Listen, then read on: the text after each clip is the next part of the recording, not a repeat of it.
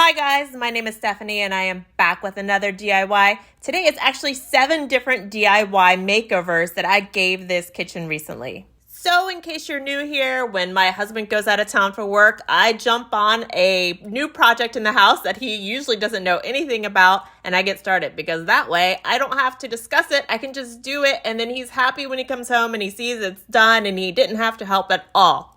And this kitchen is a special case because it has been bothering me for about 7 years now. We had that kitchen remodeled 7 years ago. I didn't do any of that work myself, and there have been problems with it ever since it was finished. It just never felt like a completely well-designed, finished kitchen, so I needed to address some things.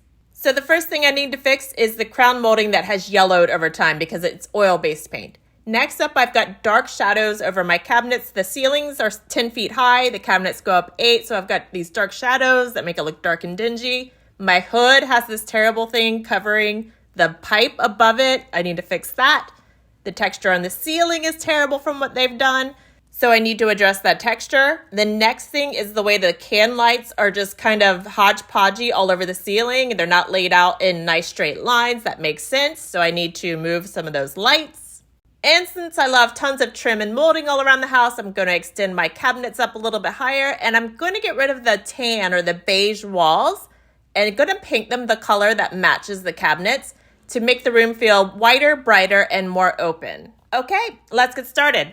Aside from Fluffy here, I did all of the work for this kitchen makeover myself. That always saves me tons of money with projects like this, but I have been doing DIY for probably 30 years now, and I grew up with a contractor dad. So some of these projects are easy for everyone, and some of them are easy for me just because I've been doing things like this for so long.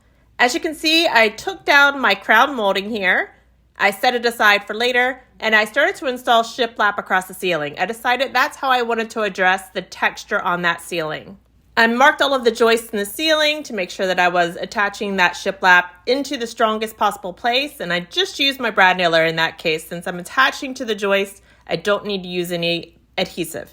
So I made 7 big changes in this kitchen. I'm not going to go into detail about how to do exactly every one of those things. I'm just doing the highlights. Search on YouTube. There are tons of great videos already on there for doing shiplap on walls and ceilings. They're all basically the same, so it's kind of hard. I don't want to repeat what everybody else has already said. Of the 7 changes that I made in this kitchen, this shiplap install is definitely the most labor intensive, the one that took the most time. So I would say it's probably the hardest. While I was working on the shiplap, I also worked on painting the walls the white that would match the cabinet color. Again, I did that because I thought the white on the walls is going to brighten the room, get rid of that dull tannish brown look that was in there. Painting it all one color also made the room feel larger and more open. The hardest part was actually just finding the color that matched. But it turned out looking so good. I used eggshell sheen and the same exact color on the trim, the walls, the ceiling to match the cabinets. I love the way this turned out. Here's a sneak peek at what the kitchen's gonna look like at the end. Next up, I worked on extending the cabinets up a bit higher. So like I said, they already go 8 feet high. I cannot reach the upper part of the cabinets as it is, and I'm a tall girl, so I didn't want to extend the cabinets all the way to the ceiling. I decided to do it with trim, just an extension of about 8 inches, and it made all of the difference. To extend the cabinets, I used my brad nailer along with 1 1/4 inch wide chair rail. You can see there along the top of the cabinets with the 1x6 sitting right on top of the existing cabinets. So that 1 1/4 inch chair rail hides the joint between that 1x6 and the existing cabinets. And then I just reattached the crown molding that was already on my cabinets to the 1x6. So that just draws those cabinets up a bit, adds a little bit extra detail. And I do love the more detail, the more trim, the better. And again, I just painted this with the same exact paint that I used on the walls, the ceiling, all of the other trim in the kitchen. Now let's talk about how I fixed that yellowed crown molding. So I didn't want to just paint it. I popped that crown molding off, set it aside. I wanted to turn it into a 2-layered crown molding look to give it a chunkier, bigger look that fit these 10-foot high ceilings better. So 2-layer crown molding is typically a baseboard and the normal crown molding. Go to the store, find the baseboard profile that you like, the one that looks best with your crown molding, and you install the baseboard on the wall first, and then the crown molding goes above it. So I did reuse my crown molding, but I sanded it down and made it look really nice before I reinstalled it. Removed all of the old caulk, got it back to looking brand new.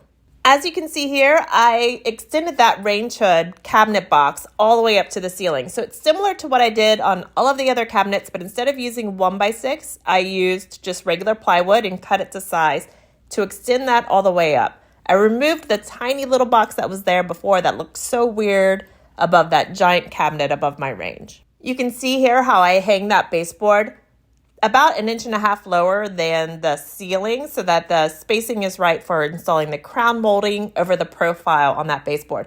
This is going to vary based on what kind of baseboard you pick, the kind of crown molding you have. Pick out the layout that you like. Bring that baseboard down as far as you need to or up as high as you need to get a look that you like when you install 2-layer crown molding.